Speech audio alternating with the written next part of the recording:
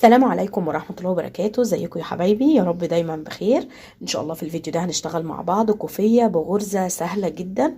الغرزة اللي انا هشتغل بيها الكوفية تنفع غرزة رجالي وتنفع كمان غرزة حريمي.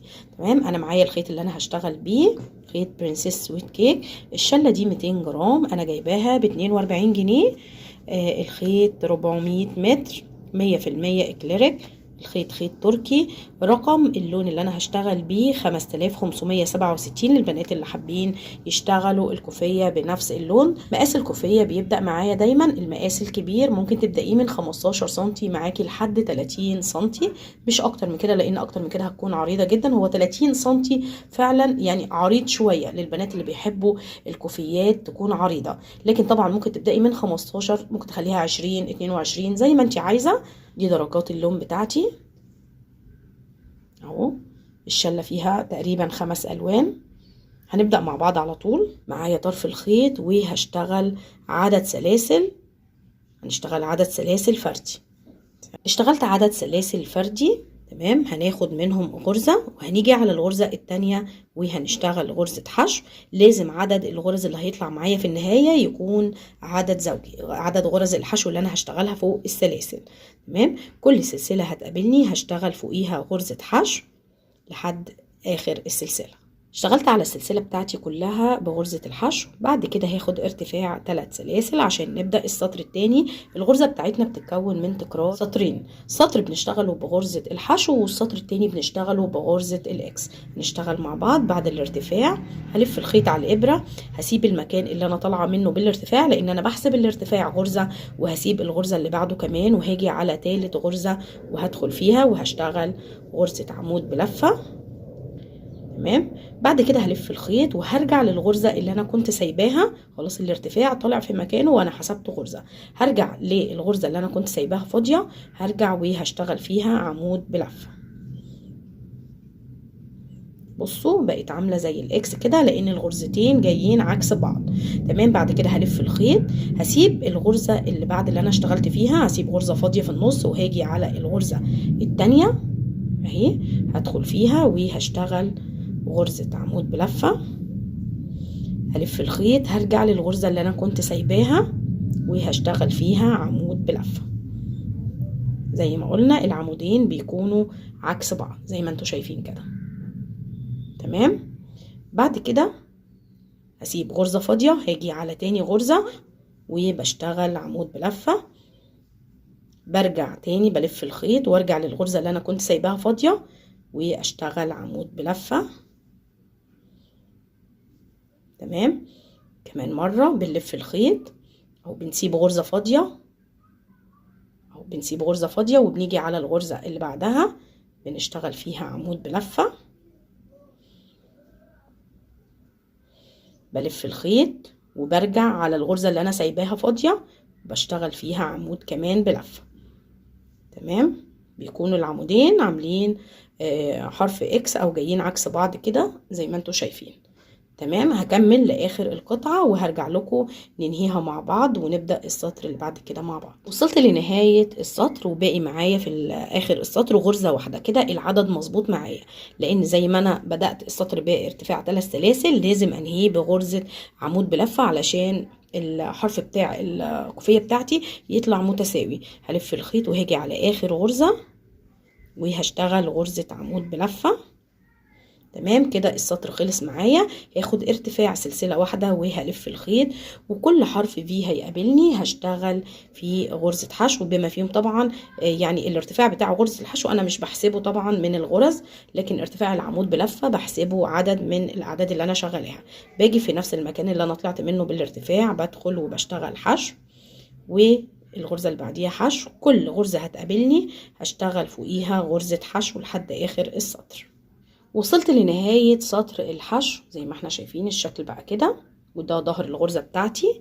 الغرزة طالما شغالة سطر بالغرزة وسطر حشو، الغرزة بيكون ليها وش وليها ظهر. طبعا هيظهر معانا الشكل بعد ما نكبر القطعة شوية. وصلت لاخر السطر اهو زي ما انتم شايفين، واخر حاجة قابلتني الارتفاع. هاجي في السلسلة الثالثة وهشتغل غرزة حشو، لان زي ما انا قلت لكم بنحسب الارتفاع غرزة، فلازم اشتغل فوقيه غرزة. بعد كده هنبدأ سطر الاكس تاني، وهناخد ارتفاع 3 سلاسل. هلف القطعة بتاعتي، هسيب الغرزة اللي انا طالعة منها بالارتفاع، الف الخيط الاول، وهسيب كمان الغرزة اللي بعدها، وهاجي على تالت غرزة وهشتغل عمود بلفة. هلف الخيط وهرجع على الغرزة اللي انا كنت سايباها اشتغل فيها عمود بلفة. عايزة اقولك ريحي ايديكي وانتي شغالة في الغرزة دي، وكمان ريحي ايديكي وانتي شغالة العمود التاني ده، لانه بيكون جاي بميلة كده. تمام، انا ما بشدوش خالص، انا شغالة بإبرة مقاس 5. هو الخيط بيقترح عليا إبرة مقاس 5، وانا شغالة بنفس المقاس اللي الخيط بيقترحه عليا، لكن مريحة ايديا شوية. ممكن ان انت تكبري مقاس الإبرة وتشتغلي الكوفية بإبرة مقاس 6 كمان. تمام، بلف الخيط، بسيب غرزة فاضية في النص، وباجي على التانية وبشتغل فيها عمود بلفة. بلف الخيط وبرجع على الغرزة اللي انا سايباها وبشتغل فيها عمود كمان كده. بسيب غرزة وباجي على التانية اشتغل عمود بلفة، برجع للغرزة اللي انا سايباها اشتغل فيها عمود وبريحه كده. بصوا شايفين انا مريحة الحلقة التالتة ازاي، بطلع من حلقتين في حلقتين. بسيب غرزة وباجي على التانية بشتغل عمود عادي، بريح العمود التاني، برجع اشتغله في الغرزة اللي انا سايباها، بريحه كده. بصوا، وبطلع من حلقتين في حلقتين. ده السطر الاكس، وبشتغل بعديه سطر حشو. انا بكمل السطر ده لاخره وبوصل للاخر، بيقابلني اخر غرزه، بيتبقى معايا في نهايه السطر غرزه واحده كده، العدد مظبوط معايا. بشتغل فوقيها غرزه عمود بلفه، بنهي السطر، وبعد كده باخد ارتفاع سلسله واحده وبشتغل السطر اللي بعده بغرزه الحشو. بفضل اكرر بنفس الطريقه، سطر بغرزه الحشو وسطر بغرزه الاكس لحد ما اوصل للطول اللي انا عايزاه. تمام، انا اشتغلت جزء من الكوفية اهو. تمام، بصوا ده شكل الغرزة اهو. بصوا توزيع الالوان كمان، ده شكل الغرزة اهو بالخيط اللي انا شغالة فيه. بصوا تمام كده، ده الظهر وده وش الغرزة بتاعتي. زي ما قلنا الغرزة ليها وش وليها ظهر. تمام، ده الوش بتاع الغرزة وده الظهر، الاتنين احلى من بعض. تمام، ده وش الغرزة او العدلة بتاعة الغرزة. تمام، انا اشتغلت جزء من الكوفية. انا جايبة للكوفية والايس كاب، جايبة لهم من الخيط ده، جايبة شلتين 400 جرام. هشتغل منهم الكوفية وهشتغل منهم كمان ايس كاب بنفس الغرزة عشان يكون طقم. وكمان ان شاء الله هنشتغل الجوانتي مع بعض. انا هوصل الكوفية للطول المناسب، وهرجع لكم نشوف الخطوة اللي جاية مع بعض ونقول التفاصيل بتاعة الكوفية. وصلت الكوفية لطول 2 متر. الطول ده مناسب للكوفيات المقاسات الرجالي او الحريمي، المقاسات الكبيرة. تمام اهو، ده شكل الغرزة من قريب، شوفها في اللون الفاتح.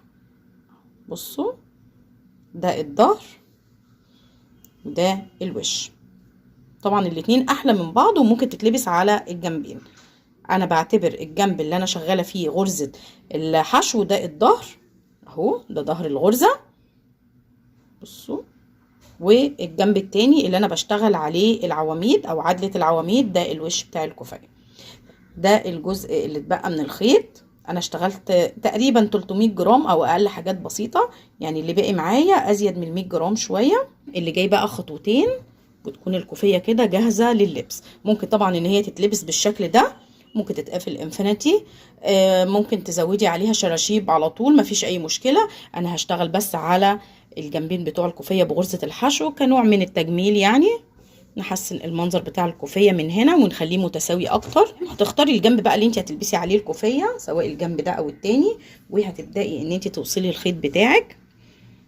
انا هسيب باقي للخيط، هاجي هنا في اول غرزة وهسيب باقي للخيط بالشكل ده، لان انا هركب شراشيب للكوفيه، فما فيش مشكله لو انا سبت الجنب ده طويل. انا هركب من نفس الخيط اللي انا هعمل منه الجنبين اهو. الخيط ده الشله دي ناكو في زون، درجه من درجات الموجوده في الكوفيه، درجات الرمادي. تمام خلاص اهو، سبت كده. هعمل عقده بسيطه بالشكل ده، وهسيب الخيط طويل كده. هاجي في اول غرزة وكانت غرزة حشو، هاجي فيها وهطلع كده، هاخد ارتفاع سلسلة واحدة وهرجع لنفس المكان اللي انا طلعت منه بالارتفاع وهاخد غرزة حشو. تمام. بعد كده بيقابلني السطر اللي كان فيه العواميد، هاجي في السطر ده وهشتغل غرزتين حشو. تمام. يبقى سطر العواميد من الجنب هشتغل غرزتين حشو، سطر الحشو هشتغل فوقيه غرزة واحدة. العواميد غرزتين اهو عشان العمود بيكون طويل شوية، وغرزة الحشو هشتغل قصادها غرزة واحدة بس بالشكل ده. بصوا همشي على جنبين الكوفية بنفس الطريقة اللي هو الطول بتاع الكوفية، وهسيب طبعا الجزء ده مش هشتغل عليه اللي هو العرض من تحت لان انا هركب الشراشيب. انا هكمل شغل بغرزة الحشو، قصاد سطر الحشو هشتغل غرزة واحدة، قصاد سطر العمود بلفة هشتغل غرزتين حشو، واللي هيتبقى معايا من هنا هقص منه الشراشيب وهركبها في الجنب هنا. انا هشتغل غرز الحشو وهركب الشراشيب، وهرجع لكم نشوف الشكل النهائي للكوفية ونقول كل التفاصيل الخاصة بيها. انا كده ركبت الشراشيب للكوفية واشتغلت على الحرف بتاعها بغرزة الحشو زي ما انتم شايفين اهو. ده شكلها، بصوا جميلة ازاي والوانها متناسقة جدا. ده شكلها جميلة جدا، انسيابية جدا وطرية في اللبس. الخيط ممتاز. انا شغلها بإبرة 5، ممكن كمان ان انت تشتغليها بإبرة 6 وهتكون طرية اكتر من كده اهو. بصوا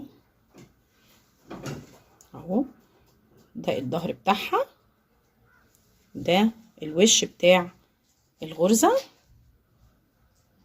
تمام. الطول بتاعها 2 مترين من غير الشراشيب، العرض 22 سنتي. الكوفية اخدت بالظبط 300 جرام بالشراشيب، يعني اقل من 300 من الخيط الملون، وكملت ال 300 من الخيط الناكو السادة اللي انا ركبت منه الشراشيب. اتمنى ان شاء الله ان هي تكون عجبتكم. هستنى رايكم في التعليقات، ولو عجبكم الفيديو دوسوا لايك، واللي لسه بيشوفني لاول مره وما عملش اشتراك يدوس على كلمه اشتراك او سبسكرايب الموجوده تحت الفيديو، وكمان يفعل الجرس علشان يوصلوا كل جديد من الفيديوهات اللي بتنزل على القناه. السلام عليكم ورحمه الله وبركاته.